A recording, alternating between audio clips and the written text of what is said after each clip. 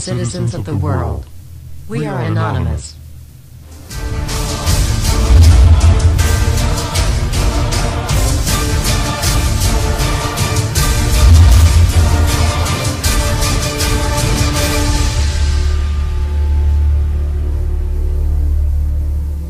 Dear brothers and sisters, now is the time to open your eyes. In a stunning move that has civil libertarians stuttering with disbelief, the U.S. Senate has just passed a bill that effectively ends the Bill of Rights in America.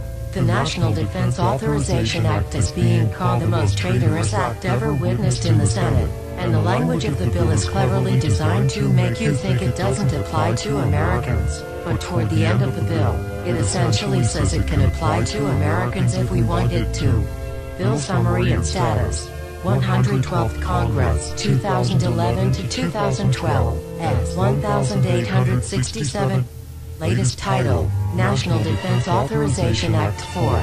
This bill, passed late last night in a 93-7 vote, declares the entire USA to be a battleground upon which U.S. military forces can operate with impunity, overriding posse comitatus and granting the military the unchecked power to arrest, detain, interrogate and even assassinate U.S. citizens with impunity. Even Wired magazine was outraged at this bill, reporting, Senate wants the military to lock you up without trial.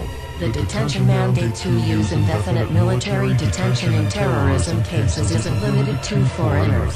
It's confusing, because two different sections of the bill seem to contradict each other. But in the judgment of the University of Texas Robert Chesney, a nonpartisan authority on military detention, U.S. citizens are included in the grant of detention authority. The passage of this law is nothing less than an outright declaration of war against the American people by the military-connected power elite. If this is signed into law, it will shred the remaining tenets of the Bill of Rights and unleash upon America a total military dictatorship, complete with secret arrests, secret prisons, unlawful interrogations, indefinite detainment without ever being charged with a crime, the torture of Americans and even the legitimate assassination of U.S. citizens right here on American soil. If you have not yet woken up to the reality of the police state we've been warning you about, I hope you realize we are fast running out of time. Once this becomes law, you have no rights whatsoever in America, no due process, no First Amendment speech rights, no right to remain silent, nothing. The U.S. Senate does not want us to speak. I suspect even now orders are being shouted into telephones and men with guns will soon be on their way. Why? Because while the truncheon may be used in lieu of conversation, words will always retain their power.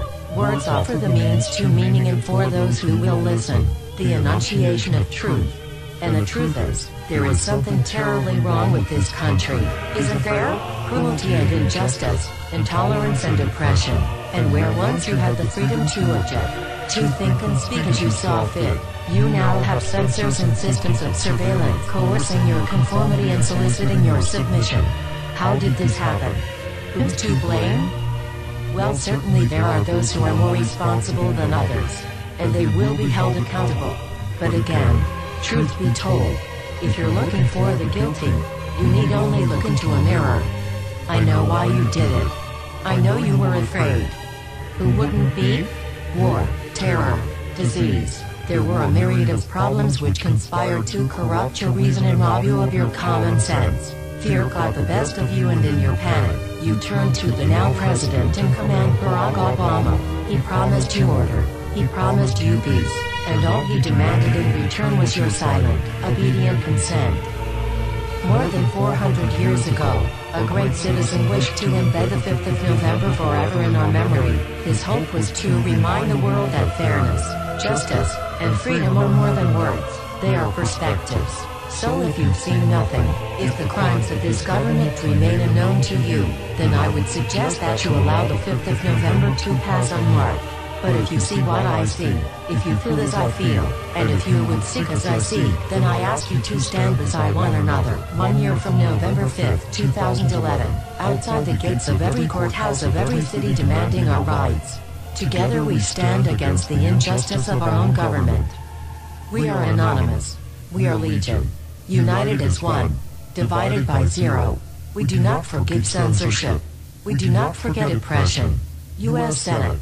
Expect us.